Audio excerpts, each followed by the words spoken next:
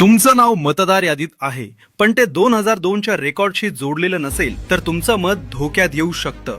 तुमची मतदानाची ओळख पक्की करण्यासाठी निवडणूक आयोगाची ही सर्वात महत्त्वाची अपडेट सोडू नका. निवडणूक आयोगामार्फत संपूर्ण देशात स्पेशल इंटेन्सिव्ह रिव्हिजन SIR राबवला जात आहे. तुमच्या मताधिकाराच्या संरक्षणासाठी तुमची माहिती 2002च्या माहितीसोबत मॅपिंग करणं अनिवार्य आहे. बरं, मग यासाठी काय करायचंय? voter.eci.gov.in या संकेतस्थळाला भेट द्या किंवा ECINET ॲप वापरा. तेथे search your name in last SIR हा पर्याय निवडा. नाव सापडल्यास तुमचा मतदारसंघ क्रमांक, यादी भाग क्रमांक आणि अनुक्रमांक लिहून ठेवा. ही माहिती घेऊन आपल्या भागातील BLO बूथ लेव्हल ऑफिसर यांना भेटा आणि मॅपिंग पूर्ण करा.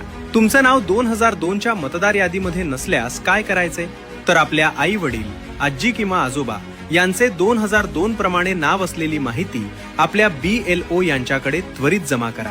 मग घरातील सुनबाईंनी कसे करायचे?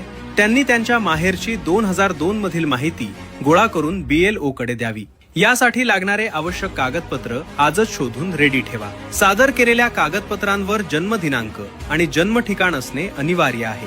तुम्ही खालीलपैकी कोणतेही कागदपत्र वापरू शकता: जन्म दाखला, पासपोर्ट किंवा 10वी प्रमाणपत्र, राष्ट्रीयत्व प्रमाणपत्र किंवा पेन्शन ऑर्डर, जातीचा दाखला, जमिनीचा अभिलेख किंवा सरकारी ओळखपत्र. हे काम तुमचे BLO करतील किंवा तुम्ही एन्युमरेशन फॉर्म ऑनलाईन देखील भरू शकता.